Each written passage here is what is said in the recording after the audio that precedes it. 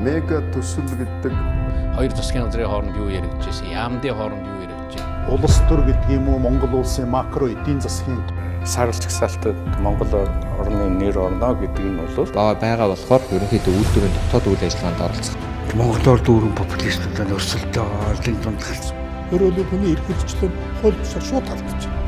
Тусантаа хэрэгжүүлж байгаа хөтөлбөрийн ерөнхийлөгчөөс санал орж ирээ. Тэгээд үндсэндээ энэ За ер нь энэ 21-р зууны олон улсын харилцаанд Олон зоримог алхмуудыг хийх шаардлагатай. 2009 оны 10 сарын 6-нд оюутлогын гэрэл зурсан баггүй.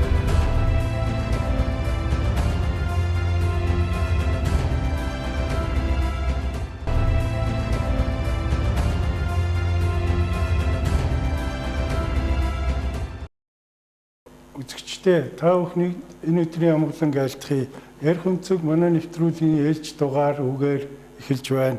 Бид энэ удаа улсын их хурлын намрын чуулганаар баталсан онцлог зарим хуулиудын талаар ярилцахаар зочноо орж ирүүллээ. Би ингээд зочныг танилцуулъя. Их хурлын гишүүн хуульч мэрэгжилтэй Сүхбаатар. За бидний урилгыг хүлээж авч манай студид ирсэн танд баярлалаа. танд болоод үзэгчтэй бас өнөөдрийн мэндийг хүргье. Баярлалаа. За тэгэд одоо миний харж байгаагаар бол энэ намрын чуулганаар баталсан гэсэн 3 гол хууль баг шиг байна. Тэгээ энэний тухай одоо хоёулаа голцоо ярилцаа цаг үе үлдүүл тэгээд бас цаг үеийн асуудлаар тань тавихаас эдгээр асуулт байгаа надаа. Тий. За тэгээд эхлээд хоёулаа шүүхийн тухай хуулиар эхлэе. Та бол одоо энэ хуулийг боловсруулах ажлын хэсгийн гишүүн байсан хүн тийм ээ. За энэ тухайгаа эхлэе. Тэгэхээр таны хэлдгээр яг аргагүй намрын чуулганаар хилцсэн онцлог одоо гол 3 хууль гэж хэлэх юм бол би юун түрүүн бол нэгдүгээрт бол засаг захиргааны төсвийн нэгж түүний удирдлагын тухай хуулийн шинжилсэн найруулгыг хэлнэ. За хоёр дахь нь бол шүүхийн тухай шинжилсэн бас найруулга. За гурав дахь нь бол банкны хуульд оруулсан нэмэлт өөрчлөлт гэсэн. За энэ нь бол нэг нь бол мэдээ засаг захиргааны реформыг хийх, үндсэн хуульд оруулсан нэмэлт өөрчлөлтийг хэрэгжүүлэх зорилгоор одоо хийгдсэн юм том хууль. Сүүлийн одоо 14 жилийн хугацаанд яг ингэж бүрэн зохиц өөрчлөлт хийгдэг байсан хууль. За дараагийнх нь бол бас үндсэн хуульд оруулсан нэмэлт өөрчлөлтийн дагуу хийгдсэн шүүхийн одоо чиглэлээр 5 хуулийг одоо багцлаад ингээд нэг шүүхийн эрх зүй гэдэг энэ хуулийн одоо технологийн хүрээнд энэ одоо хийсэн юм одоо шүүхийн реформыг хэрэгжүүлэх юм хууль гарсан. За гурав дахь нь бол мэдээж банкны реформ бас нэлээд олон жил яригдсан. Банкны салбарт байгаа монополийг задлах, тэр бизнес салбарт орж байгаа банкуудын одоо зөв ус оролцоо нөлөөллийг тодорхой хэмжээнд хязгаарлах. Ер нь энэ бүх чиглэлээрээ бол ер нь энэ 3 хуулинд бол гол одоо орж нэг адилхан давтамжтай орсон юм болвол энэ улс төрийн зөв бус нөлөөлөл энэ одоогийн амьдрал бий болоод байгаа гажуудлуудыг аль аль нь одоо засгаж чиглэгдснээр бол онцлог. За таны хэлдэг сая шүүхийн хуулийн асуудал байж байгаа. Шүүх гэдэг бол ойлгомжтой. Монгол улсын үндсэн хууль зааснаар Монгол улсын хүн бүр хууль шүүхийн өмнө эрхтэй гиш байна гэж заагдсан.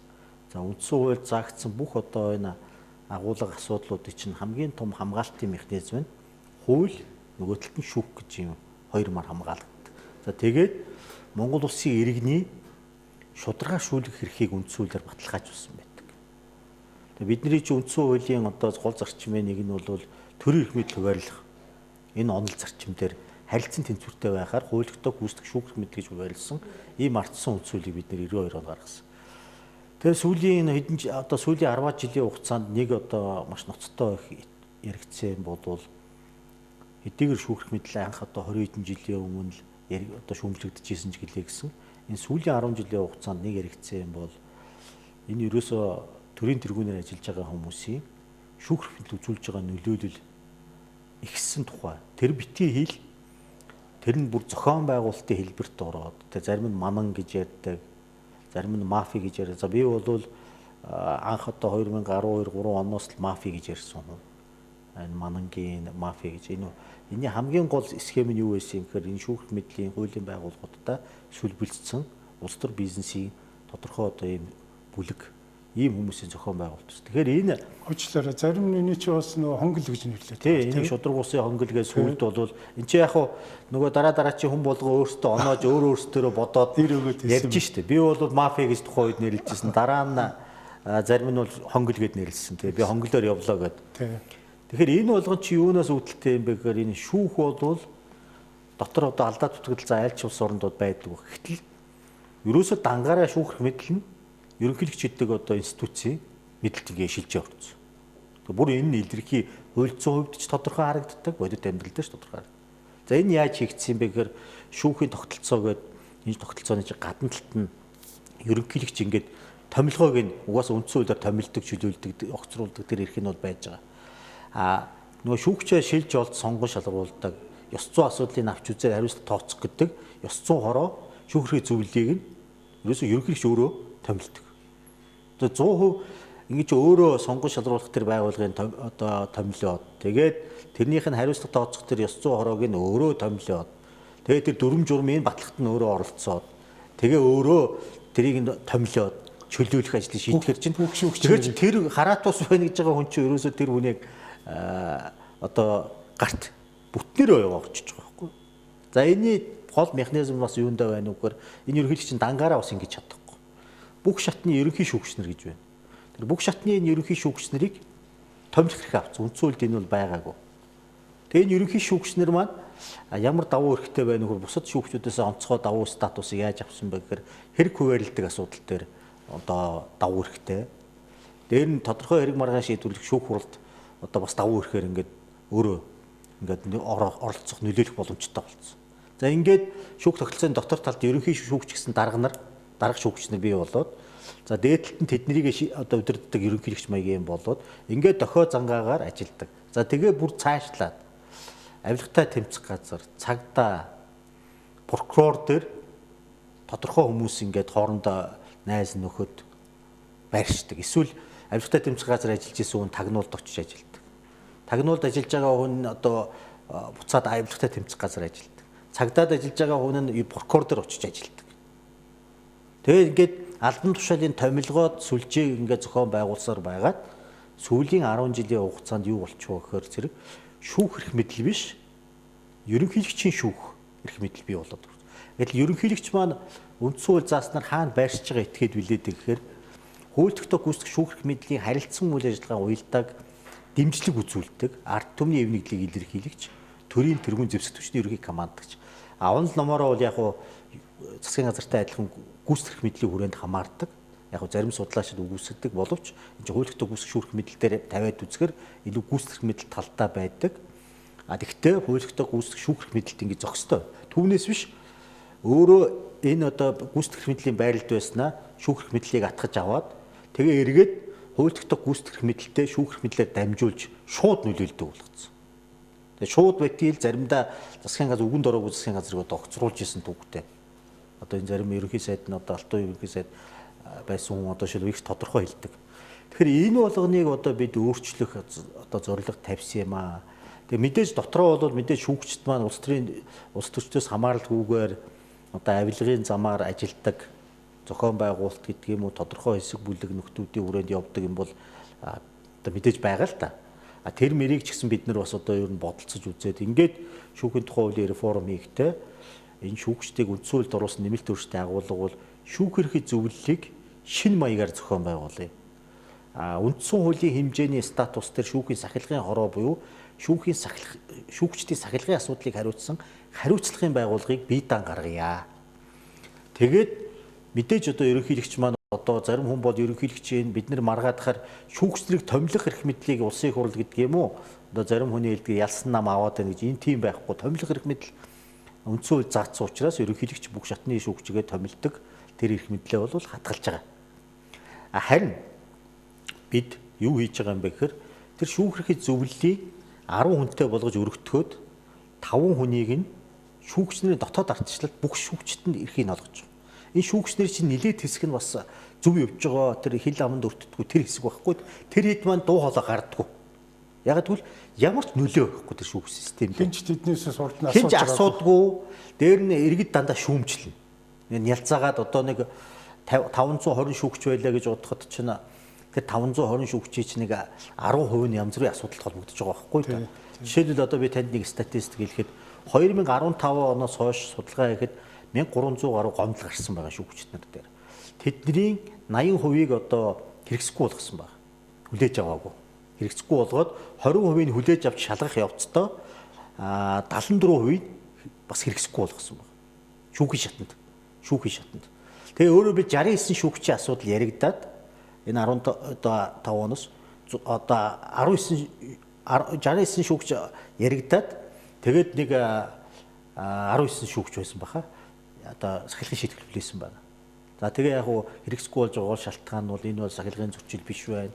Энэ ёс зүйн асуудал биш байна. Хөөлц хугацаа дууссан, мэрэгжлийн алдаа гаргасан байна ч гэдэг юм уу. Тэгээ ингээ үзэхээр үндсэндээ та одоо ингээ статистик харах юм бол тийм ээ 69 шүүгчээс за 14 шүүгч одоо ингээд хариуцлага хүлээсэн бай гэж бод. Гэтэл цаана 1300 гаруй гомдол. Тэгэхээр энэ юу харж байгаа нөхөр үндсэндээ шүүхрэх мэдлийн системд хариуцлагын систем үйлчлэхэ болцсон байна гэсэн. За ингээд энэ болгон дээр бид сахилгын хороог ингээ байгуулахдаа 9 хүний бүрэлдэхүүнтэй гаргая. Түрүүн шүүхрэх зөвлөлийн 5 гишүүнийг нь бид нийт шүүгчдийн хурлаар сонгодог болгож энэ сонгуульт зарчмыг нийт шүүгчдийн хүрээнд шудраг өрсөлдөөнийг бий болгох энэ хүрээнд нь одоо их ашиг хөндөж байгаа учраас оруулж өглөө. Дээр нь сахилгын хороог 9 хүнтэй байгуулад тэрний 4-ийг нь бас одоо шүүгч нарт бас асуудлыг шийдэх хэрэгтэй өгсөн.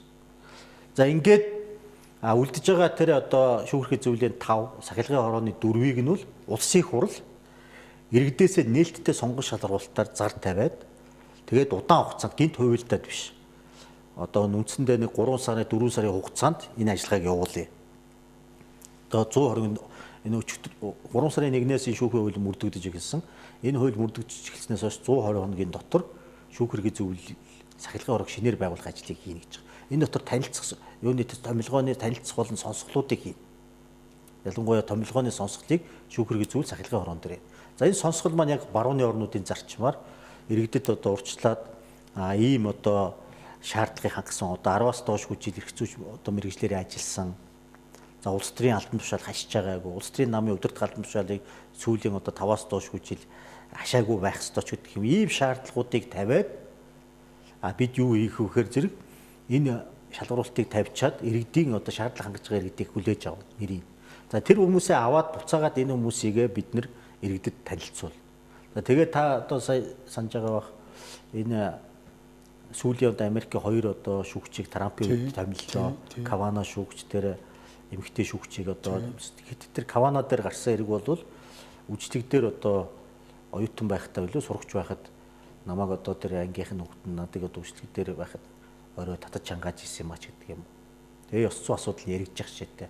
Тэгээ тийм нарийн Бараг саруулсан тэрч процесс нь бол ингээ удаан байдаг. Сенаторууд асуун, иргэд гомдлоо явуулна. Тэр чи бүр иргэд нөгөө тэнд байсан тэр ангийнх нь хүүхэд нь хараад энэ нөхөр бол болохгүй. Энэ нөхөр яагаад тэгвэл ингэж ийсэн юм аа гэд. Тэгэхээр яг энэ болгоны боломжийг анх удаа олгож байгаа байхгүй. Хуучин ямар байсан билээ гэхээр ерөнхийдөө зүгээр л 100%. Одоо та шүүхрэх зөвлөл сахилгын хорооны гишүүдийг шүүхийн ёс зүйн хорооны шүүхрэх зөвлөлийн гишүүдийг та нэрлэл гэвэл нэрлэж чадахгүй гэдэг. Энд чинь ямар ч оролцоо таны миний оролцоогүйгээр энэ нөхдүүд тавигдсан байхгүй. Энэ ардчлалын чинь хамгийн гол зарчим юу юм бэ гэхээр таны миний оролцоо, таны дуу хоолой, миний дуу хоолой боломжит хугацаанд боломжтой бүх хэрэгслээр илэрхийлэгдэх боломжтой байх хэрэгтэй байхгүй. Тэгэхээр энэ боломжийг энэ хууль маань хамгийн гол нь одоо хийж өглөө. Тэр байтугай одоо би зүгээр эндээс нэг оочин цоочин татхад жишээлбэл одоо ёс зүйн дүрмээр зохицуулж асуудал бид нэр 50 дугаар зүйлгээд 40 залт хийсэн. Саяны нэг шүүгчтэй холбоотой нэг кейс үүслээ шүү дээ. Одоо бичлэг гарлаа. Тэгээ тэн дээр бол юу байгаа вэ гэхээр одоо манай энэ хууль 3 сарын 1-ээс хойш ингээ үйлчилж байгаа энэ хуулийн залтаар бол хэргийн оролцогчтой ганцаараа уулзч болохгүй. Тусад нь одоо ингээ уч шүрмсээр ирээд байж болохгүй. Дотны харилцаа тогтоож болохгүй. Хэргийн оролцогчтой. Одоо энэ чинь бодит амьдрал биш үү? Нөгөө шүүгч, нөгөө өмгөөлөгч, нөгөө нэг улсууд чинь гурвалжин дөрвөлжин харьцаанд ордог. Энд амьдрал бодтой. Тэгээ тийм улсууд хэрэг зөв шийдэх үү гэдэг асуудал гардаг. За бүр тэр заалтан дотор хүртэл энэ хүмүүс нарийсахад буруу гэжсэн хүмүүс бий. Одоо зарим нэргээ хэлж ийн лээ. Гэхдээ наа чи бас хэрэгтэй цолиг байсан байх шүү гэд. Яагаад гэвэл жишээлбэл одоо шүүх хуралдаан дээр ингээд шүүгч одоо утсаар хэн нэгэнтэй ярих гэдэг юм. Шүүх хуралдаан дээр хамааралгүй асуудал үйлдэл хөдөлгөөн ихийг хоригдсан байх шийдэж шээ. Одоо ч юм бол яаж нэг ёс зүйн асуудал, ёс зүйн дүрмийн хүрээд зөв байжуулах юм шиг, байж болохгүй юм шиг, заалтын хүрээнд оруулахгүй юм шиг ярьж болох. Одоо тэхгүй. Яг энэ хуулийн дээр ийм 40 нэмийг ингээд мэргэжлийн алдаа нэг хөнгөвсгөр нэг юм гаргацсан юмаа гэдэг ингээд ах юм байхгүй. Энэ болгон чи одоо ингээд сая маргааны үед яригдчихсэн зарим хүмүүс маань арай дэндүүлээд байна гэдээсэн юм бол сая дөнгөж ерөөсөө энэ хууль яг хэрэгжихээс өмнө ингээд энэ үйл явдлууд маань энэ хуулийн ач холбогдлыг чухал байжээ гэдгийг харуулж байна. Одоо бидний гол анхаарал бол энэ шүүхийн хуулийн бэлтгэлийг хангах тэгээд энэ шүүхэрхий зүйл сахилгын хороог нэг анхныхаа энийг сонсгол энэ анхныхаа шинээр байгуулагдж байгаа энэ сахилгын хороо шүүхэрхий зүйлийг хэвлэл мэдээллийнхэн иргэдийн олон нийтийн байгууллага парламентын гишүүд нь оролцоотойгоор хамтын энэ улсын хурлын гишүүд булганж байгаа тэр буланд очиж байгаа шийдчих гэдэг байгаа байхгүй байхгүй юу? Энэ болгон ил тод энэ процессор явна. Тэгэхээр яг зарим хүн хэлж ин лээ та одоо болдох нөгөө юу хийж байгаа байхгүй юу? Гэхдээ тэгээд хамаг юм онгоцуулаад тахаар бүр ингэж байгаа. Одоо айцсан. Хамаг юм онгоцуулаад тахаар ч одоо тэгээд аль хүнд ч одоо янз бүрийн асуудал гардаг штэ гэдэг ингэж байгаа. Гэхдээ энэ чинь шүүхэрхий зүйлийн 5. Сахилгын шүүхэрхий зүйлийн 5. Сахилгын орооны 5 гээд энэ нэг 10 хүнийг их хурл олон нийтийн оролцоотой шийдэх. Бусдын шүүгчид өөрсдөө дотроос. Тэгэхээр энийг 10 хүнийг олчих одоо боломж байгаа шүү дээ. Хүмүүс бүр үнэхээр санаа зовоод байгаа зарим. Үнийг олдохгүй гээд. Гэхдээ тэгтээ энэ чи юм байхгүй. Би бол хэлж байгаа. Гэхдээ ер нь бол энэ нийгэмч дундаж хүмүүс гарч ирэх хэрэгтэй байдаг. Парламентч тэр энэ тэнд. Дундаж хүн гэж хэнийг хэлдэг юм бэ гэж. Бөөрөнхий үнийг хэлдэг юм. Дундаж хүмүүс шунал багтаа. Ууж ицсэн түүх байдгүй. Энэ юм чи нэг намун ер нь бол энэ намун явж байгаа зогсоороо явж байгаа жам ясаараа явж байгаа юм бүхэн намуухан байдаг. Дүлгөөхөн байдаг. Энэ ер нь төвч голч хүмүүсийг олж тавья гэдэг багхгүй гадны орны. Энэ шударгаас интегритигийн чинь гол зарчим маань төвч голч байх зарчимтай. Тэгэхээр энэ ньютрал байх юм дээр чинь хамгийн гол шаардлага ямар хангагдгийг гэхээр энэ зард гарцсан, цууд гарцсан нам нийгэм улс орны улс төрийн амьдралд оролцоотойгоор тэнд очих гэж байгаа биш үү? Энэ шүүхэрхий зөвл сахилгын орог зарим тэгж хараад байгаа. Нэг л одоо бидний дотроос хамгийн шудраг нэг нөхрийг л олж авцраа тэнд тавина гэж. Үгүй л тэр чинь ажиллаа яг л уртх ажиллаа ном ёсоор хийж ирсэн.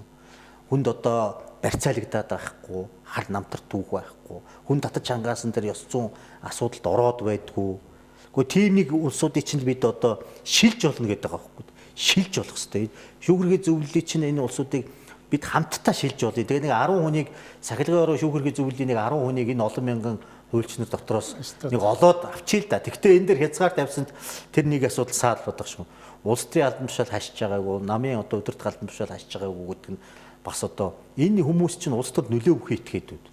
Улс төрд нөлөө бүхий этгээдүүд гэдэг чинь аюултай дайсан биш ч гэсэн бидний одоо шударга шүүхрэх мэдлийг хэрэгжүүлэх тэр шүүгчдийг сонгох шалгуур хариуцлага тооцоож байгаа учраас тэнд тийм этгээдүүд орно гэдэг чинь бидэнтэй их ойр хүмүүс орчих гээд байгаа. Тэ надтай. Тэнд тийм хүмүүс бидний танихгүй хүмүүс байгаасаа гэдэг юм байгаа байхгүй. Ер нь энэ нэг күнзийн хэлсэн үг байдаг баха. Лав гэж хэлөө. Сайн хаан байгаа үед дээр одоо ямар одоо хаан байгаа гэдгийг мэдэхгүй юм шиг иргэд ингэж юу байдаг, амьдэрдэг гэж. Муу хаан засгалж байгаа үед бол бүх хүн тэр хааныгаа яг л алхам тутам тэр хүнээс хамаарч байгаа учраас тэрэн шиг шүүхэрхий зөв сахилгын хороонд бид нэр их зөв хүнээ ингээд нэг хүний гар хөл болсон улс төрийн даатгаврыг илүүхгүй хүнийг ингээд тавьчихаар эд чинь сайн ажиллана. Би тэгээд яг гоо тэр хуулийн заалт ярихаасаа тань зүгээр ингээд хэлэхэд энэ болгоныг бид нэр одоо зассан, сайжруулсан, өмнөхөөсөө чанарын өөрчлөлтөнд гаргасан энэ одоо хуулийг хийлээ. Гэхдээ хийхдээ одоо юу гэдгийг инквайри ажлын хэсгийн ахлагч скватер гэдэг юм, алтуу гэдэг юм уу, сандаг очор, мөнх цэцэг, мөнх өргөл хин арднаас гэдэг юм уу, ачаач гэдэг юм бид хийчихэж байгаа юм биш. Энэ чиглэлээр сүүлийн одоо хугацаанд 10-аад гаруй жил ажилласан 10-аад судлаачийн бүтээл, ном, зохиол, дээр нь гадны байгууллагуудын хийсэн судалгаа дүгнэлт сая одоо манай дээр гарлаа Transparency International судалгаагт авилгаар бид 111-т орцсон байж байна. Хараат шүүхийнхаа индексээр бид өнгөрсөн онд 140 орноос 120-д орцсон. Ёроолдоо хүрсэн байхгүй дээ. Тэгээд та өөрөө мэднэ. Энэ өнгөрсөн цаг хугацаанд аль ч одоо хаант засгийн үед ч байсан шудраг шүүхтэй оронд төр улс нь шудраг буюу хүчтэй байдаг. Нөгөө шудраг байхдаа хүчтэй гэдээ яриад идэгий чинь шудраг шүүхтэй байхдаа л улс орон хүчтэй байдаг. Тэгээ ийм л учраас энэ шүүхийн хуулийг хийцэн. Гэхдээ эн чинь ингээ өнөөдөр энэ хууль гарчхаар ингээ сайхан ингээ бүх юм их болчихж байгаа биш. Дөнгөж энэ хууль маань амьлах үндсүүлийн нэмэлт өөрчлөлт гэж бид өнгөрсөн жил гараанаас гарсан. Энийг дагуулж одоо энэ хуулийг гаргал. Одоо энэ хуулийг амьлуулах их ажил өрнө. Шүүхэрхий зөвлөлийг хөлд оруулна, хэлд оруулна, сахилгын хороог хөлд оруулна, хариуцлага тооцдог болгоно. Тэгээ энэ хуулиар юу шийдэж байгаа гэхээр яг тодорхой хэрэг маргааныг шууд шийдэх гэж байгаа хууль юм бас биш. Тэр шүүхийнхэн зохион байгуулалт, тэр шүүгчдийн хариуцлагын асуудал, сургалтын асуудал, тэр хүний хөгжлийн асуудлууд гэдэг юм уу. Тэр арга асуусан тэр бүх тогтцол, сувь тогтолцооны асуудлыг нь углуургаар нь ингээд янзалж засаж байгаа нэг ийм юм байна. Тэгээд энийг одоо бид нэр одоо хэрэгжилтийн хангах ажлын хэсгийн асуудал, зохион байгуулалтын асуудлуудыг яг хууль зүйн байнгын оронд ярьж байгаа. За баярлалаа. Та энэ хуулийг маш дэлгэрэнгүй тийм хүнд ойлгомжтой одоо тийм хэлбэрээр тайлбарлалаа. Би л арай л удаа ярьчих шиг боллоо. Хамаагүй тийм гол нь хүнд л ойлгуулж байвал та тэгээ гол нэг хуулийн үг мөг хэрэгэлсэнгүй л дээ. Тэгэхээр чин энгийн иргэд би бол маш их мэдээ. Тэр намайг одоо хуулийн модон үгээр яриад байна гэдэг учраас аминдаа л тэгж л ярихыг хичээж байгаа. Тийм байна тий. За тэгээд одоо энэ шүүхийн хуулийг хэрэгжүүлэхэд нэмж дахиж хууль мөл батлах хэрэгтэй юу? Эсвэл зүгээр одоо нөгөө журам гэж гардаг шүү дээ хуулийг дагаж. Тий, энэ хууль зүйн байнгын ороо яг хуулиараа нэг журам гаргах хэрэгтэй. Энэ одоо нөгөө сонгуульд шалруулалтыг явуулах ажлын хэсгийг гаргана. Энэ одоо шүүхэрхий зүйл сахилгын ороог чинь сонгуульд шалруулах гэж байна шүү дээ. Тэгээд тэр журмаа гаргана. Яг нэлээд гол зарчмууд нь бол шүүхийн хуульдаа суудсан. Нэг олон журам заавар гаргаадах юм бол байхгүй. Тэгвэл яг хуулийнхаа явуул жишээлбэл юу гэдгийг сургалт судалгааны хүрээлэн дээдчүүгийн дэргэд байгуулна. Шүүхэрхий зүйлтэй хамтарч одоо тэрнийхэн дүрм журмыг батлна гэдэг нэг ийм шинжтэй юмнууд бол байгаа. Тэгвэл энэ хуулийн нэг онцлог бол жишээлбэл энэ шүүхийн хууль бол материалын хууль мөртлөө процессын бас нэг асуудлууд байна. Тэр нь шүүхийн энэ сахилгын хороотой холбоотой асуудлаар сахилгын хэрэг үүсэх тэр сахилгын одоо шийтгэл ногдуулах асуудлыг бүр деталийн хуульчилсан. Тэгэхээр тэр хуучин бол аливаа юм иймэрхүү юм чинь за тэрийг журам дүрм гаргана гэж орчдөг. Энэ дээр бол бид илүү тэрийг бол хуульчлах тэр зарчмаар хийсэн учраас тэр сахилгын зөрчил эднэртэй холбоотой асуудлуудаар тийм тусгай хууль мөл гаргахыг шаардах юм бол бага. Цөөн тооны хэдэн дүрм журам бол гарна. Тэр нь бол яг хөө тэр цаг хугацаанд бол аятайхан гараа явчихна. Одоо бидний гол тулгамдсан юм бол хамгийн наадах юм бол тэр сонгуульд шалгуулалтын ажлын хэсгийн журам баг. Яаж явуулах уу, яах уу, хэн хаанаас оруулах уу. Хуулинд бол гэхдээ тэр манай их хөрг гишүүн бол их олон удаа хэлээд байгаа юм шүү дээ. Ер нь детальчж бичих зарчим байна. Их өмнөх шүүхийн хуулиудаас бол маш одоо олон хуцтай. Тэгээ ер нь гадны орнуудынхны хэлдэг юм нь хууль гэдэг бол процесс шүү дээ, процедур шүү дээ. Сайн хууль гэдэг бол сайн процедур. Сайн процедур гэдэг бол детальны хин юу хийх хэрэгтэй, эрх үүрэгтэйг заахтаа биш. Хин ямар эрх үүрэгтэй юм бол түүнийг хэрхэн яаж хэрэгжүүлэх гэдэг процесс процедур гэж байна. Тэгэхээр энэ утгаараа таны хэлдгээр бид аль болохоор чухал асуудлуудаа дүрм журмыг шийдэхгүй хичээсэн гэдгийг хэлж байна. Одоо тэгвэл ажил маань шүүхийн ерөнхий зөв сахилгын хороогоо байгуулах тэр ажлаас эхлэх юм байна. Тий. Тэр маань шүүхийн шүүгчнэр солигдох уу? За наад дээр ч нэг асуудал бий л дээ зүгээр бидний энэ хуулийн дээр хийснээр бол 55 наснд турсан 30 жил одоо ажилтсан улсуудыг тэтгэврийн асуудал гэдэг ингээд тусгацсан юм би. Зүгээр зарим нэг шүүгчийн асуудал бол хөндөгдөн. Тэгээд яг энэ асуудлаар зарим нэг хүн цэцэд одоо тэр заалттай холбоотой асуудлаар асуудал гаргаж тавьсан байлээ. Мэдээлэл гаргаж тавьсан байлээ. Хэлж гин үү? Үгүй тэр нөгөө таны саяны хэлдэг дээдчүүхэн шүүгчийн одоо ажиллах асуудлаар биш тэр үндсэн хуулийн цэцэд тавьж гисэн үнэ. Тэр нь биш. Тэр нь өөр одоо хуульч залуу байна лээ. Тэгэхээр яг энэ үүднээсээ бол ер нь цус ойртолт гэдэг асуудал бол байна. Одоо энийг бас илэн далангүй хэлэх хэрэгтэй. Манай шүүхийн системд дээдчүүгүүд ч тэр ингээд манай зарим судлаачид тэн дотор ажилладаг хүмүүс хэлдэг. Тэгээ хууль тогтоогчийн хувьд бол бас тодорхой хэмжээнд нөхөн сэлбэлт хийгдэх тэр боломж гарцыг бол харахгүй биш харсан. Тэгээ зарим нэг таны саяны хэлдэг асуудал дээр бол хэд хэдэн шүүгчийн асуудал яригдах ёстой. Тэгээд тэр бол мэдээж одоо ямар юу үр дагавар гарахыг одоо хэлж мэдэхгүй хуулийг биелүүлэх ёстой. Дээдчүүгүүд бол салхи савир урах тийм боломж бол одоо гарна. Гэхдээ тэр нь бол тэр хүмүүс буруутай гэдэг үднээс биш. Хуулийн одоо бас 30 жилийн тийм ээ ажилласан учраас энэ ч бас одоо хангалттай хугацаа гэж хууль тогтоогч томьёолсон юм. Энэ утгаараа бол бид нар бол энэ дээдчүүгүүд бол өөрчлөлт бол орно гэж харж байгаа. Сая бол гэхдээ нэг жишээ нь бол зарим шүүгчид чинь өмнөх парламентын үед танилцсан шүүгчээ одоо сая сүүлд томилоод байгаа байхгүй. Тэгээ жишээлбэл энэ хүртэл цаашдаа бодох хэрэгтэй. Энэ удаагийн улсын хурал танилцуулаагүй шүүгчээ өмнө нь парламент танилцсан гэж хэлээд яг тэр үедээ томилоогүй мөртлөө одоо ингээд цагийн нэг үеийн нөхцөл байдал харж байгаа ингээд шууд тавьчихгүй хурал танилцсан юм чи гэж парламент л юм чи гэдэг. Тэгэхээр энэ мэтийн юм бас ингээд зүгээр шулуухан хэлэхэд бол ер нь дээд шүүгтэр бол цаашдаа бол энэ эрх ашигын одоо сонирхол хувь хүний зүгээс ч гарах байх бус түүний зүгээс ч бол гарах байх. Тэгээ та нэг ийм асуудал хийсэн учраас би нэг ийм хэлэхэд дээд шүүгт бол хөдөлгөөн бол тодорхой хэмжээнд бол орно. Яг нэг сая хуулийг хийгээ уцсныг дутагдaltaй юм харагдсан юм нь бол дээд шүүгийн шүүгчдийн тогт үндсүүлээр тогтоогоогүй цаашд бол санаа зовох асуудал юм байна. 9 гэж одоо цэц шиг тогтоогоогүй бусад орн Америкт 9 гэж тогтоогоогүй. Тэгээ бид нар чинь сая дээд шүүгтээ том тогтолцооны өөрчлөлт хийсэн. Дээд шүүхийг онлын шүүх болгохын тулд хууль хэрэглээний талаас нэгдмэл байдлаар нөгөө асуудалд шийдэхин тулд хэргийг өөр төрөд шийддэг. Нөгөө талаас ноцтой хэрэг шийдвэрлэх ажиллагааг зөрчсөн тохиолдолд гээд 3 үндслэл заагдсан. Дээд шүүхийн тайлбараас гадна одоо буруу хэрэглэсэн болж байгаа юм. Тэгээ энэ 3 үндслээр хянаж үздэг болцсон учраас дээд шүүхийн тогтолцоонд өөрсдөө цаашдаа их олон шүүгчтэй байх шаардлага багасж байгаа. Танхимаар ингэ явж байгаа. Тэгээ энийг яг энэ удаа бид нар бол яг энэ байгаль нөхцөл байдлаа бодоод орхисон 24 шүүгчтэй байхаар заагдсан. Тэгэхээр энэ шүүгчдийн тог цаашдаа парламентд хөдөлгөөд байх боломжтой болчиход байгаа. Дээшээ доошоо болох тоолонд бүтцийн өөрчлөлтөнд одоо урд нь илүүдэж ерөнхийлөгчийн үед нэг орцсон шүү дээ. Тэрний бүр өмнө бол 20 орчим жилийн өмнө бол нэг тийм санал нэмдор сайдын үед нэг өргөн барьчаа болцсон нэг тал байдаг.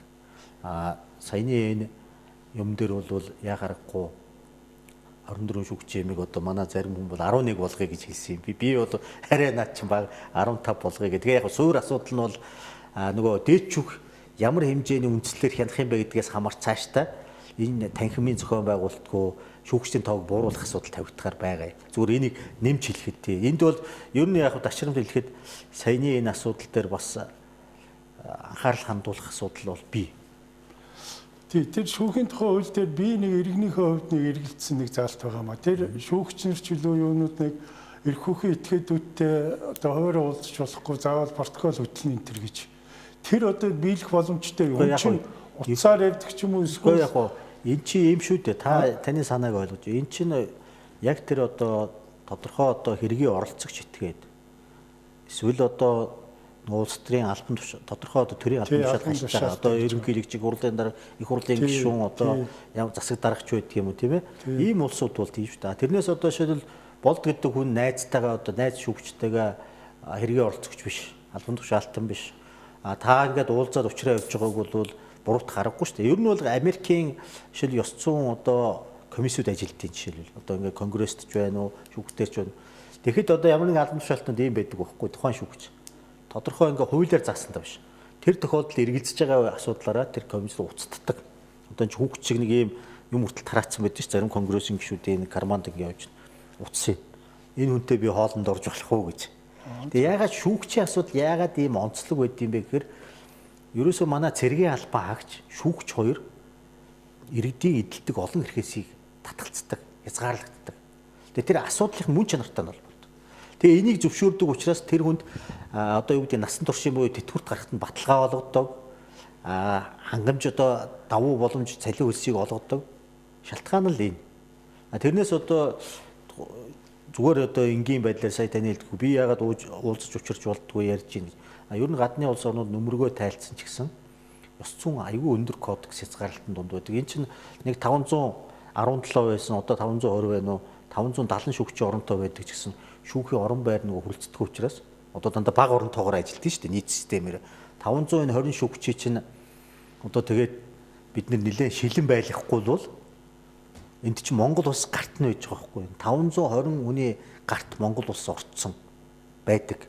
Инкээс 60 байна. Тэгэхээр энэ хүмүүсээ ямар хүмүүсээр бид энийгээ одоо хянуулж шүүлгэж байгаа байлээ гэдгээ бид чинь бас бодож явах хэрэгтэй шүү дээ. Тий, тэгээд зүгээр би иргэнийхээ хувьд нэг одоо хамгийн хүсэх юм уу гэхээр энэ аливаа шинжилэл хүнээс эхэлнэ. Тийм учраас энэ сахилгын хороо энэ шиг ерөнхий зөвлөлөөл одоо маш улсууд шудраг хүмүүсээр бүрдүүлэх нь хамгийн чухал. Тийм учраас таны сая түрүүн хэлдэг тэр одоо бүх нийтийн сонсгол энэ төрөл маш чанартай сайн хийгээсэй л гэж хүсэж Тий, шудраг байхын тулд түрүүн барьцаалагдахгүй байх хэрэгтэй байхгүй. Хард түүхтэй хүмүүсийн чи одоо энэ түрүүн энэ цахимаарч гэсэн яваад байна шүү дээ. Манай зарим сэтгүүлч хүндэд. Гэхдээ энэ шүүгч нарын чинь янз бүрийн юмар нэнтгэнд оруулаад тэгээд хүн хилэмгдүүлэх даалгавар өгдөг биш үстэй гэж. Энд чи бас тийм бодиттой шүү. Тэгэхээр энэ шалгаруулах гэж байгаа шүүгчдийг шалгаруулна гэдэг байгаа тэр хариуцлага тооцно гэдэг байгаа тэр улсуудыг гаргаж ирэхэд шудраг гэхээс илүүтэй шаардлага нь хин нэгний нэнтгэнд орох нь уу эсвэл хин нэгний хамаарал үхээ хин нэгэнтэй одоо барьцаа холбоотой болчихсон ийм хүмүүсүүд гарчвал манийхад л ямар юмны шударгаар хандах вэ? Тэгэхээр энд нь л анхаарал тавьж. Энэ маш чухал асуудал байна. Тий. За тэгээд энэ магадгүй та хоёрын энэ сэдвтэй холбоогүй байх шүү. Энэ одоогийн ерөнхийлөгч Бактулга дахин дэвших эрхтэй юу? Таныхаар одоо хувьч яах вэ? Яг уу энд хоёр асуудал байгаа. Нэг нь бол би улсын хурлын даргын ахлах зөвлөхөөр 2 жилийн өмнө ажилласан. Тэгээ энэ дэр үндсэн хуулиуд нэмэлт өөрчлөлт оруулах ажлын хэсэгт нь мэрэгжил арга зүйн дэд хэсэгт нь одоо орж ажилласан л да лүндээ шатсан гишүүний удирдлаганд доо. Тэгээ яг тэр үе процессыг бол мэдж байгаа юм энэ асуудлыг бол зохицуулсан байсан. 2025 оноос энэ заалт мөрдөгдөө одоогийн ерөнхийлөгчд одоо хууль зүйн гарц гаргацсан байсан. Тэгээ яг батлагдах явцад бол энэ заалтур шаардлагагүй юм байна гэд манай одоо зарим хуульч олгогдсон баг. Би яг тэр үед бол байгаагүй. Гэхдээ зээн хулд гишүүн энэ одоо зарим хуульчд маань үзээд энэ одоо 25 оныг бол хасцсан юм билээ. Яг тэр үед бол би оролцоог ус нөгөө цаг хугацаанд биш би нөгөө хуулийн үг үсэх анхаараа сууж исэн. Яг тэр цаг хугацаан дээр өөрчлөлт орсныг сүүлд нь мэдсэн л дээ. Тэгээд нэг тийм асуудал болчихсон. За тэгээ болцоход сая ингээ гишүүн болоо ороод ирж байгаа хугацаанд ерөнхийлөгчийн сонгуулийн хууль батлагдсан. Энэ сонгуулийн үйл ажиллагч зураагүй. Би одоо энэ Монголын бүхэл сонгуулийн хуульд уг нь оролцож байсан. Сая яагаад ороогүй тий. Ажиллаж байсан шүү дээ. Нэгжийн хуулийн ажлын хэсгийн ахлах, шүүхийн хуулийн ажлын хэсгийн гишүүн болохоор надад одоо тэр ачааллын хувьд боломж олдоогүй. Тэгээ ерөнхийлөгчийн сонгуулийн хуулийн дээр энэ асуудал бол наривчлагдаагүй юм байна лээ. Яг ингээ тавигдах шаардлагуудыг тавиад ингэсэн. Тэгэхээр одоо ямар асуудал үүсэж байна вэ гэхээр хүмүүс маань улс төрийн зорилгоор юм уу дуртай дургу дэмждэггүй хуваагдаад дэвших эрхтэй ирэхгүй гэж байгаа. За миний хувьд бол хууль зүйн хувьд бол нэг мөр тодорхой зохицуулалт тхүү болгоцсон энэ байдал нь бол асуудал үүсгэж байгааг хүлээмжшүүлж байгаа. Гэхдээ нөгөө талд нь бас манай тэр үе одоо ажлын хэсэгт орж ажиллаж исэн одоо төрийн байгуулалтын байнгын өрөөнд дарагч гэдэг юм уу улсууд маань бол тухайн үедээ мэдээж ерөнхийлөгчийг бол нэр дэвших бас эрхтэй гэдэг талаас нь бол тайлбарлаж байсан. Ягаад дүүхээр ерөнхийлөгч маань одоо бас энэ үндсүүлийн нэмэлт өөрчлөлтийг ёсчлж батлах энэ үйл явцад бас чухал үүрэгтэй байсан. Бас буулт хийж бид нар энэ 6-гийн 2 гээд одоо энэ маргаан болоод байгаа энэ залт биш төрийн нийтийн гэж. Энэ миний одоо хүртэл ерөнхийлөгчийн энэ чинь бас авч байж энэ чинь харилцсан зөвшөлдсөн шүү дээ бас энэ чинь. Буулт хийж ингээд авсан юм дотор явж исэн учраас ерөнхийлөгчд яг одоогийн хасж байгаа ерөнхийлөгчийнхөө эрхийг олон эмийг хассан байхгүй юу? Олон эрхийг хасч өгсөн. Тэгээ тэрийг одоо өөрөө дэмжсэн. Тэрийг ч одоо зарим нь дэмжсэн бидтэй одоо гэж дэмжсэн үнэн. Тэгээд тэрнийх нь одоо харилцан ойлголцолт нь бол дэвших эрх нь бол явж байсан. Тэгвэл тэр нөгөө гарцаа нээсэн залт нь тэр үедээ батлагдаагүй үлдчихсэн. Тэгээ одоо ингээд зарим хүний хувьд бол нөгөө дэвших эрхтэй гэж үзчихсэн хүмүүс маань тэр байр суурь нь өөрчлөгдөөгүй ч гэсэн хуулийн юм асуудал гараад нөгөө талаас ярихаар хуульчт юм уу бусад хүмүүс тавихаар үгүй бас эрхтэйгээд ингээ хэлэхэд хэцүү. Тэгээ энийг хаана хагалах юм бэ гэхээр цэцгэж яриад байгаа. Үгүй л дээ. Эхний ээлжинд бол сонгуулийн ерөнхий ороо чинь бүртгэж авах хэсгийн шийднэ. Тэгэхээр сонгуулийн ерөнхий ороо сонгуулийн хуулийн үндсэн хуулийг хэрэглэнэ. Тэгээ энэ хороо маань хамтын удирдлагын хууль хэрэгэлдэг. Түүнээс биш бид хэд дэвших хэрэгтэй тухай маргаан ингээ ирэхгүй тухай маргаанаа өргөжлүүлж болно. Энэ сонгуулийн ерөнхий орооны шийдвэр таалагдахгүй бол цэцэд гарах эрхийг үүсэж байгаа байхгүй. Түүнээс биш яг одоо бол цэцэд одоо энэ хүнийг эрхтэй ирэхгүй тодорхойлно гэхээр эрхийг заацсан хуулийн ч одоо шууд байгалга эрхтэйгээ заацсан ч алга. Ганц юу тодорхой байна уу гэхээр үндсэн хуульдээс тавигдсан шаардлага байна хэвээрээ. Монгол улсад одоо байнга орсон суудаг. Сүүлийн 5-аас доош жил орсон суусан Монгол улсын иргэн байна. 50 наснаас доошгүй ийм иргэн байна.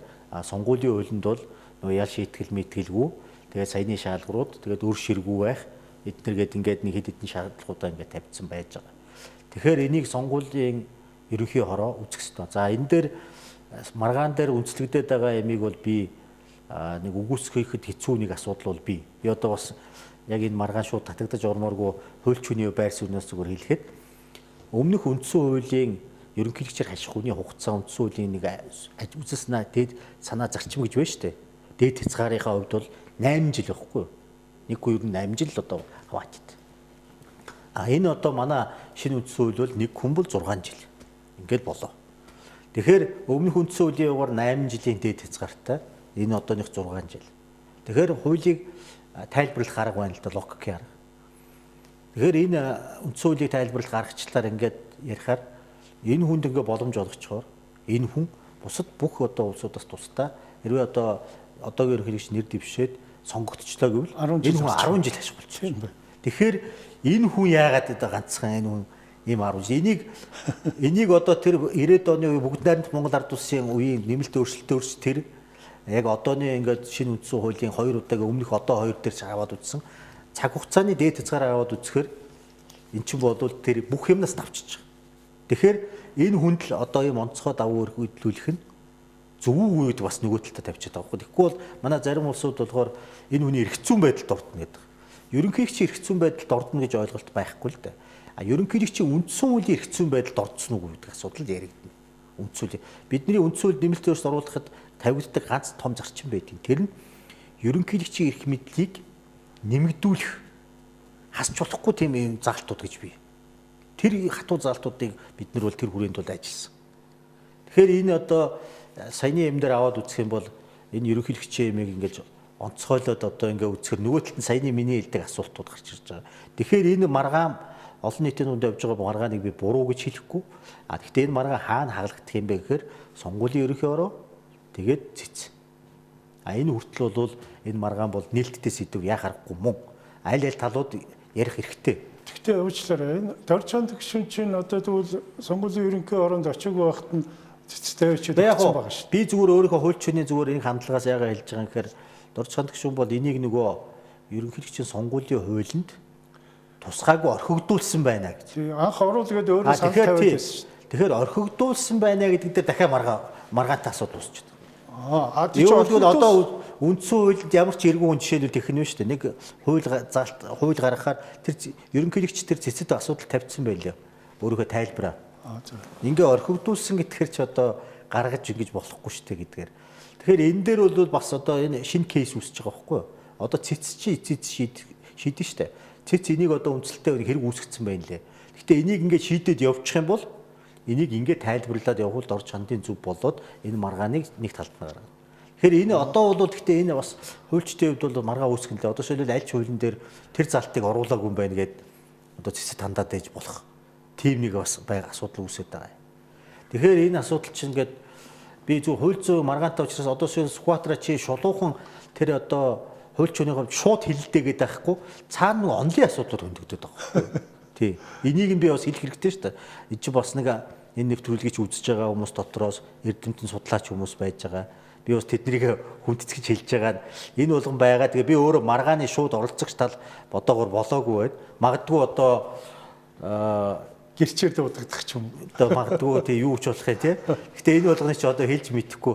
Энэ асуудлыг тийм учраас ингээд арга зүйн талаас нь ингээд тайлбарлаж байгаа нь энэ. Тэрнээс улс төрчийн хувьд бол хэлэх юм бол манайх чинь улс төрийн нам гэдэг хамт олонтой бид нэр бодлого шийдвэр гаргах юм бол тэр бодлого шийдвэрээ бид нар дагдаг.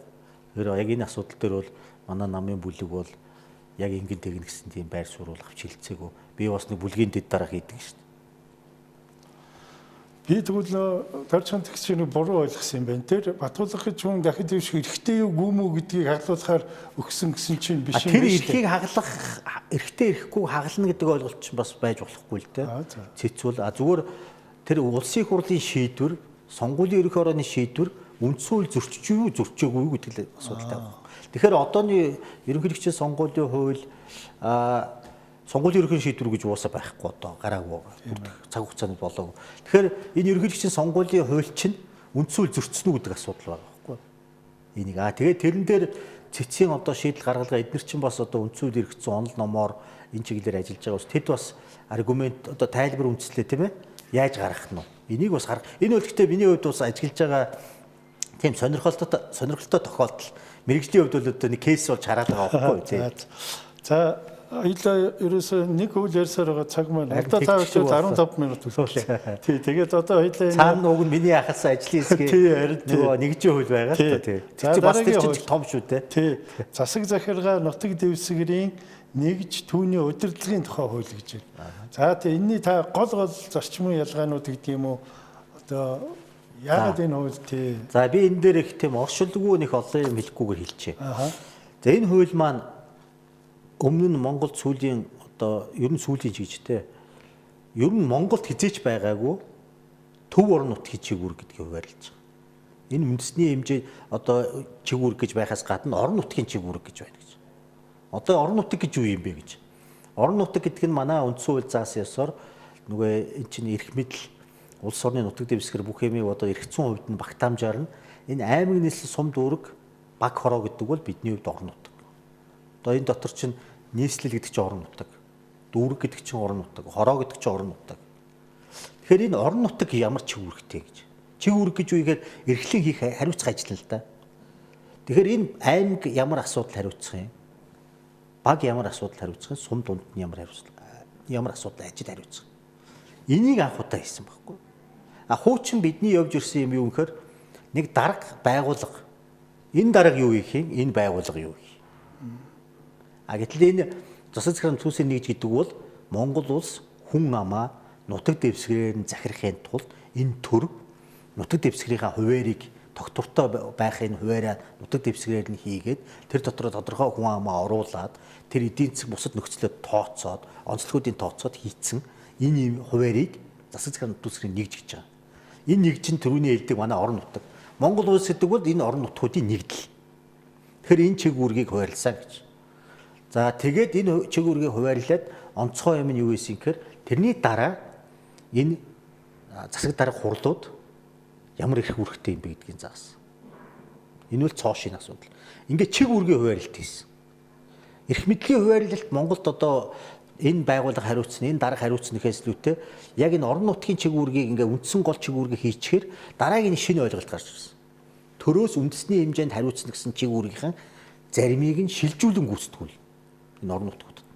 Тэгэхээр одоо аймаг сум дүүрэг баг хороонд байж байгаа гэхэд аймаг нийслэл ялангуяа жишээлээ үзэх юм бол өөрийнхөө үндсэн чигүүргүүдийг хэрэгжүүлэхээс гадна одоо орон нутгийн зам, гэрэлтүүлэг, цэвэрлэгээ, орон нутгийн одоо бусад үйлчилгээнүүд байж штэ. Энийг хэрэгжүүлэхээс гадна тэнд орон төвөөс жишээлбэл одоо сургуулийн өмнөх боловсрол үйлчилгээг одоо бүртгэлийн, архивын хадгалалт хамгаалалт энэ үйлчилгээг та нар шилжүүлэхэд тэрийг дагалдуулаад яг мөнгөтэй шилжүүл. Энэ чигүүрэг бол хариуцлага, хяналт тэгээд эргээд энэ төсөв санхүүжилт хүний нөөцтэй холбоотой асуудал. За нэг ийм том юмны одоо ингээд хуулигаа орхиход бол нэг дөнгөж амсуулахад нэг ийм том өөрчлөлт чигүүргийн маш өргөн хүрээтэй юм өөрчлөлтийг энэ хуулиар хийсэн. Чанарын энэ бид нар дандаа төсвийн шинжил, захиргааны шинжил яриад байдаг. Бүх юмны суурь юм нь юу юм бэ гэхээр Монгол улсын засаг захиргааны нутаг дэвсгэрийн нэгжийн түүний удирдлагын зохион байх юм байдаг чинь хийх ажлаас нь эхэлсэн байхгүй. Энэ ажлыг дагалдуулаад тэгвэл байгууллага, хурал, зохион байгуул, цаатал юм, төсөв, мөнгө, хүний нөөц энэ юм чи одоо ингээд явна. Суурийг ингээд зөв болгосон. За энэ нэг. Хоёр дахь юм нь юу юм бэ гэж. Хоёр дахь юм нь бид нар төрийн хараа хяналтыг бас нэмсэн. Манайхаа чинь зарим нь бол энэ нутгийн өрөөсөө хэтэрхий одоо дүвийлгээд та нар энэ төв засгийн газрын оролцоогод хязгаарлаж үгүй. Бид нар бүр анх удаа энэ хууль нь төрөөс нэгжид тавих хяналт гэдгийг анх удаа бүр зааж өгсөн. Тэр байтугай гадаад хамтын ажиллагааны тухай зүйл зааж өгсөн. Одоо Монгол улс чинь байгаа орон нутгийн аймаг нийслэл гэдэг нь одоо даашаа сум дүүргүүд хүртэл ингээ яхад 295 гэрээ байгуулсан байна. өөр улстай. Одоо ингээ бусад одоо ижил төрлийн гадаадынхантай байгууллага одоо улсуудтай ч гэдэг юм уу. Тэгэхээр эдний дөнгөж одоо юу гэдгийг тийм ээ. Нэг 10 хүрэхгүй хувь хянагдсан байна гадаад ямар журамтай. Тэрийг бид хуульчилсан. Ерөөсөө Монгол улсад энэ орон нутгууд цаашдаа гэрээ хэлцээр хамтын ажиллагаагаа хийх гэж байгаа бол гадаад ямнаас зөвшөөрөл авч. Энэ 295 гэрээнээс чинь гадаад ямж хянагдсан гэдэг одоо чинь 50 хэд байсан баха. Биш ээ бүр 25 байсан баг шүү баг. Тийм байна. Тэгэхээр үндсэндээ хянагддаггүй байсан баг. Энийг зэгцэлж байгаа. Тэгээд дээр нь бид нар энэ цадиггүй одоо зарим энэ хариуцлагагүй хурлын байгууллагууд хариуцлага тооцдог болж байна. Энэ бол маш хүчтэй юм оруулж өгсөн. Одоо СПА маягийн энэ холбооны улсыг гэж зарим нь шүүмжлэх баг. Тэрний юу гэхээр Одоо Баянзүрх дүүргийн хурал гэхэд иргэдийн хурал гэхэд намчрахад ус төржөөд 4 жил хурлаа хийдгүү төсвөө баталтгүй засаг даргаа тавьдаг. Хогондоо дарагдсан. Тэгээд тэнд юу болж хомсдол болсон орон нутгийн засаг. 5 иргэдийн хурлын төлөөлөгч чинь 5 хогийн компани тогтчлтын компани хариуцдаг ч билүү. Тэгсээр хамгийн хогон дарагдсан. Тэгээд тэнд юу болсон гэхээр хинч хариуцлага тооцож чаддаг. Нутгийн өрөөдөд байгаа. Тэгэхээр бид нар ийм тохиолдолд бол одоо юу гэдгийг 60 хоногийн дотор одоо засаг даргаа томилж чадаагүй. Хуралдаан зарлаад одоо 50 хоногийн дотор засаг даргаа томилж чадаагүй. 60 хоногийн дотор хуралдаж чадаагүй. Төсвөө хугацаанд нь баталж чадаагүй бол хурлыг тараах саналыг засаг дарга нь засгийн газарт гаргадаг болгож байна. Энэ юу болж ийн вөхөр одоо тэр нутгийн өрөөдөрт байгуулагч нь тэнд нэг хэдэн хүн ингээд нэг юм сонгож аваад ингээд цадиггүй ингээд хяналтгүй явдаг байсан юм засагдсан. За бүр чанарын том юм бас хийгдсэн юм. Нутгийн удирдлагын төлөөллийн байгууллага гэдгийг гаргаж ирж байгаа. Мэргэжлийн холбоо шиг. Бүх сумын төлөөлөл аймаг нийслэлийн төлөөллийг оролцуулаад тэгээд шүүхэд нэхэмжил гаргадаг. Одоо бид нар чинь бас дураараа төвөөс энэ аймаг сум нь ийм одоо ёсгүйгээд төсвийн хянах танах дээр нь эсвэл асуудал дээр дээрээс хуулиар заагдаагүй асуудлуудаар шууд явж орох юм бол шүүхэд нэхэмжил гаргаад мөн төсвөө боловсруулахад нь саналаа хэлдэг, орон нутгийн саналыг аялдаг. Ийм төлөөллийн хүчтэй байгууллагыг бид нэр хийж өгч байгаа. За бүр нэг том асуудлууд байгаа. Тэр нь юу юм гэхээр татврын асуудал төр. Хот тосгоныг одоо татврын алба байцаагчтай болох асуудлыг зааж өгсөн.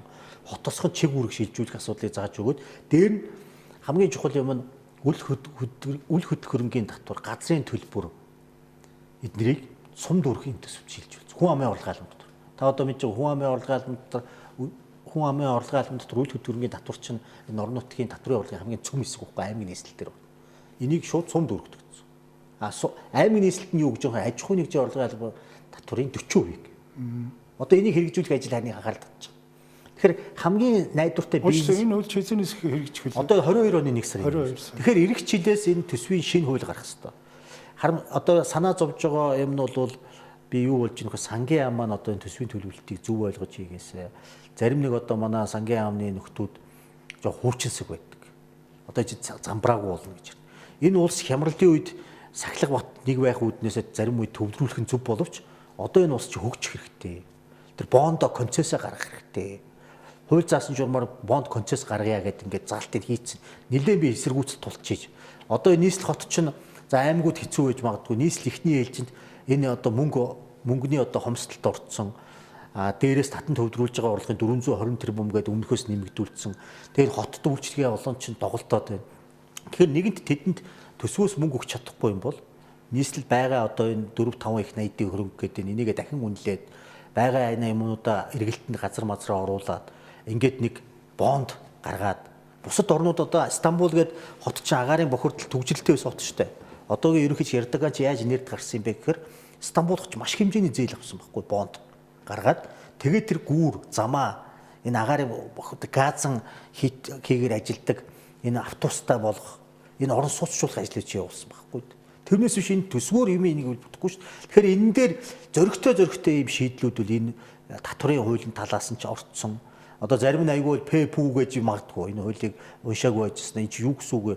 Үл хөрөнгөний татвар газрын төлбөр хүн амын орлогын сум дүүрэгт байх нь зөв шүү дээ. Сум дүүрэг бол хамгийн гол нэгж байхгүй да.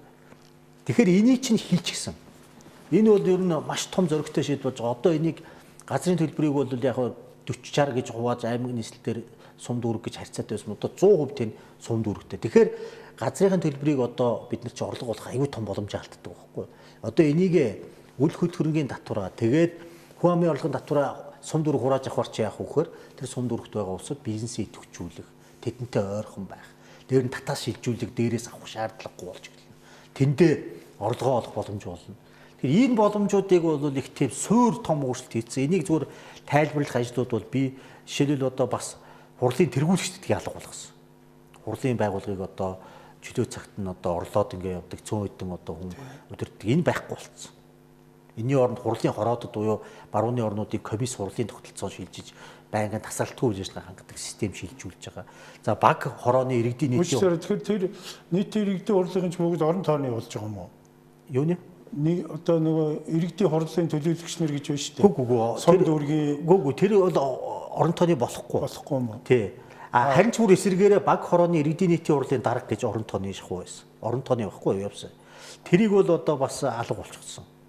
Хуралдаан даргалагч гэдэг систем. Яг л иргэдийн нийтийн хурал гэдэг бол нөгөө иргэд хуралт болгонд цугладаг шинээр байгуулагддаг байгууллага учраас хурлын дарга гэж хүн 4 жил байж болохгүй. Хуралдаан даргалагч. Тэгснээрээ бол яг нэг 1800 гаруй одоо баг хорооны одоо иргэдийн нийтийн хурлын даргын асуудал хөндөгдөж байгаа. Зарим нь одоо бас санал шүүмжтэй хэлж байгаа. Гэхдээ анх өргөн барьсан төслөөрөө л энэ одоо ийм өргөн баригдсан. Тэгээ энэ дээр ямар нэгэн эсэргүүцэл гараагүй байхгүй.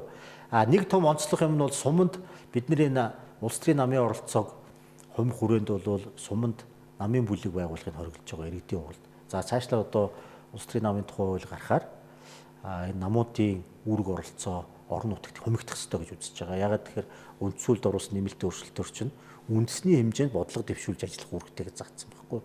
Үндэсний хэмжээнд. Тэгэхээр бүс нутгийн чанартай эсвэл одоо нэг сум дүүрэг баг хорооны чанартай намууд гэж байж болохгүй шүү дээ. Тэгэхээр яг нэгжийн хуулиа би үг нэхэрээ гэж утсан өөрөө ахалснаа. Гэхдээ нөгөө шүүхийн хуулиа яриад яачлаа. Нэгжийн хуулийн дээр яг цаашлаад бид нэр энэ би одоо тантай ярилцсны дараа маргаашнаас энэ нэгдсэн үндэсний байгууллагын хөгжлийн хөтөлбөрийнхэнтэй ярина. Энэ хуулийг бас амжилуулах, хэрэгжүүлэх, бэлтгэл ажил, сурталчлах, сургалтын ажлууд бас тэгээ захимаарч гэсэн хий гэж бодож байгаа. Тэр хүрээндээ бас би гүйцээж бас одоо нэлээд зүйлүүдийг бас тайлбарлая дараа. Энэ нэгжийн хуулийн чи ийм орсон юм байна уу? Одоо энэ нөгөө нэг доод шатныхаа засаг даргыг дээдхэн шууд томилно гэж нөө иргэдийн хурлаас одоо хүний нэр явуулдаг шүү дээ. Тэр болж байгаа юм уу? Тэр үндсэн хуулийн заалт бол хэвээрээ үлдсэн. За. Тэгээ яг зөвхөн бидний маргаан дэгдээсэн юм ямар асуудал байсан гэхээр нөгөө дээдчний засаг дарга ерөнхий сайд нэр дэвшүүлэх, хурал дээр нэр дэвшүүлэх процесс нь өөрийн хүний нэр дэвшүүлэх эрх давхар явъя гэж урлагийн дэлгэрэгч хажууд. Тэгсэн энэ маргаан дагуулад тэгээд ерөнхийлөгч бид нэр тэгээ баталцсан. Тэгээ ерөнхийлөгч хориг тавиад бид нэр хоригоос нь бас ерөнхийлөгчийн хоригоос энийг хүлээгээд авчихсан. Ер нь бас энэ бол бас буруу юм байна. Бас нэлээ сайнаасаа саар дагуулж магадгүй юм байна. Тэгэхээр үндсэн хуулийнхаа заалтаар хурлын төлөөлөгчид хурлаасаа нэр дэвшүүлээл дээдл нь томилдог. Одоо бид одоогоор явъя гэж. За тэгээд та бүхэн 2 минут байна. Энэ за та ч одоо бас намынхаа бодвол одоо нэлээл том дарга гэдэг юм уу одоо үр нөлөөтэй гишүүний нэг баг. Энэ 2 намын нэгдэл одоо хэрэгжих процесс мөн одоо энэ ман нам мах нам хоёрын. Миний хувьд яг намын удирдлагын талаас ярих юм бол намын удирдах зүйлдээ багтдаггүй. Тэгвэл их хурл дахь намын бүлгийнхаа дэд дарга. Тэгээ улс төрчний хувьд таны хэлэх гэж санааг бол ойлгож чинь зүгээр би энэ асуудал дээр бол өөрийн гэсэн угаасаа олон жилийн өмнө байр суурьтай явж ирсэн. Анх 2016 оны 3 сарын 1-нд 2 нам их орончдын өдрийн анх тэмдэглэсэн байдیں۔ Тэр үед би бас нэг 15 онд өөрийнхөө улс төрийн тэмцлийн улмаас энэ манан мафия гэдэг намынхаа хэсэг нөхдөдөө бол Монголын эсрэг, эрх ашигын эсрэг явж ийн гэж үзээд намаасаа гарч тэгээд намын хувьсгалт намд бас хуучин одоо журмын нөхдөдөө нийлж тэмцсэн хүмүүсийн нэг. Тэгээд тэнд ажиллаж байгаа хугацаанд би бичиг явуулаад хамтарч тэмдэглэе. Ер нь анх намаасаа ч гэсэн тухайн үед тэмцэлийгээ гарахтаа үг бичсэн. Энэ хоёр улс төрийн нэг цул хүчин болохыг би хүсч үрээлж байна гэж бас. Тэгэхээр миний байр суурь бол 2015 оны 9 сарын одоо 25-нд гарсан. Тэгээ тэр үед л би энэ хоёр хүчин нэгдэж нийлэх ёстой.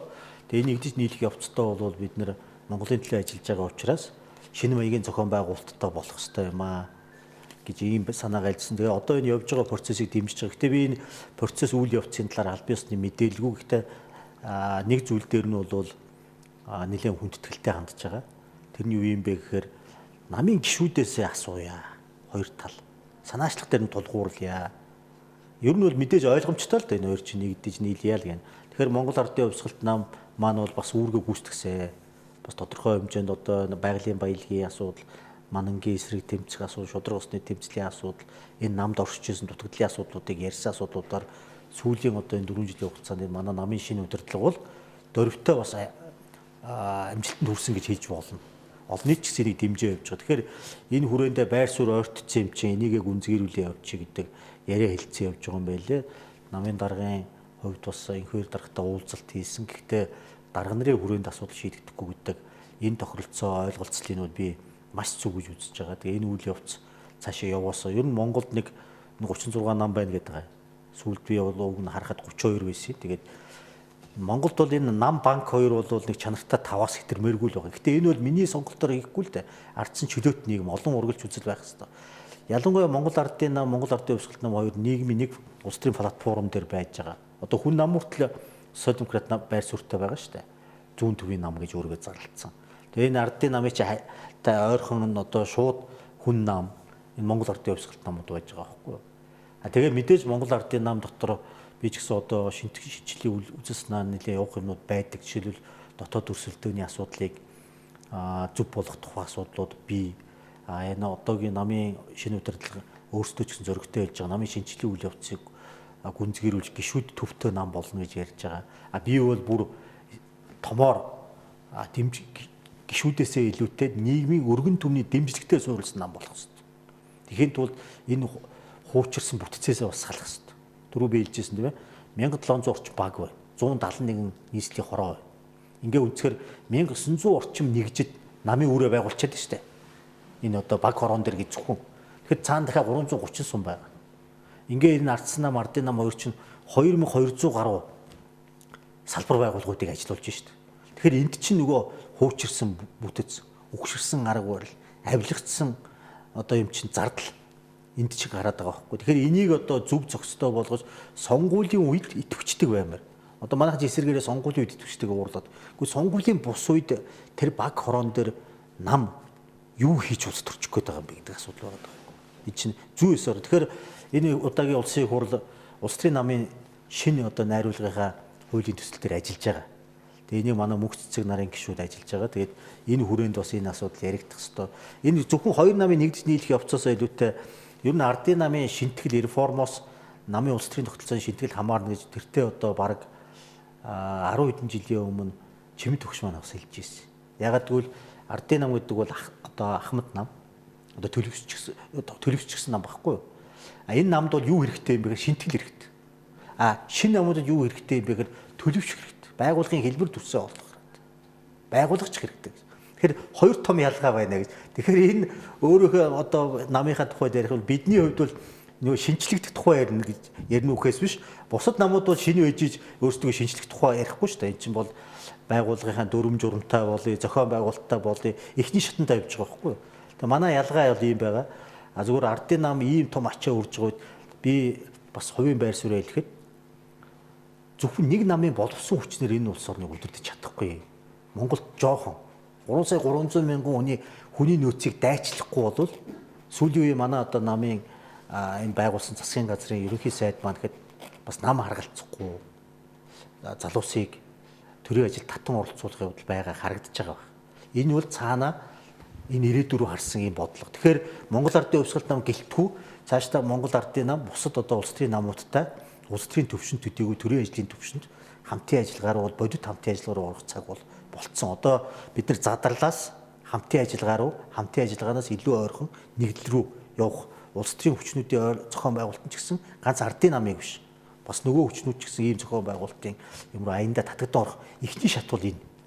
Энэ ардын намтай ч өрсөлдөхийн тулд тэр сөрөг хүчин гэдэг чинь илүү сайн зохион байгуулалт, илүү том нэгдэл рүү явж таарч байгаа байхгүй юу? Илүү том чанарын шат руу орж таарна. Тэгэхээр энэ бол бид нэр бие биенийг ардчилсан үйл явцад өдөөсөн дараагийн шат руу түлхсэн юм үйл явц гэж харж. Тэрнээс биш одоо зарим хүний хэлдэг шиг монопол нам болох гэж байна, дангаараа ноёрох гэж байна гэж. Тэгээд сулд олон энэ намууд байх нь өөрөө зөв үү гэдэг асуултанд бас бид нар бодох хэрэгтэй. За баярлалаа. Тэгээд энэ чигээрээ байгаарай. Бүү шантраарай. За тэгээд их хурлынхын ажилд амжилт хүсье танд. За.